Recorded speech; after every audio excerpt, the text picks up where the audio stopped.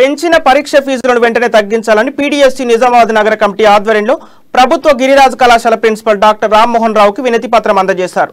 కళాశాలలో చదివే విద్యార్థులందరూ పేద మధ్యతరగతి వారని, వారి నుండి గతంలో కంటే ఇప్పుడు పరీక్ష ఫీజులు 50% ఎక్కువ వసూలు చేయడం సిగ్గుచేటని పీడీఎస్సీ నగర అధ్యక్షులు ఎస్కే అషూర్ అన్నారు.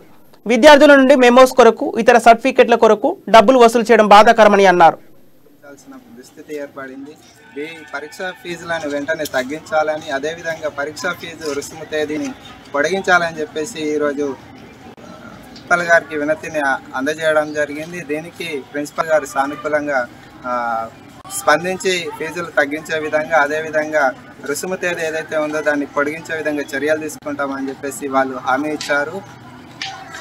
ఆధ్వర్యంలో ఈరోజు గిరిరాజ్ ప్రభుత్వ కళాశాల ప్రిన్సిపల్ గారికి వినతి పత్రం అందజేయడం జరిగింది. ఈ సందర్భంగా ఇక్కడ చదివేటువంటి విద్యార్థులు పేద మధ్యతరగతి వారే ఉన్నారు. అధిక మెరిట్ను ర్యాంకు సాధించి కూడా ఈరోజు అధిక మొత్తంలో పరీక్షా ఫీజులను చెల్లించాల్సిన దుస్థితి ఏర్పడింది.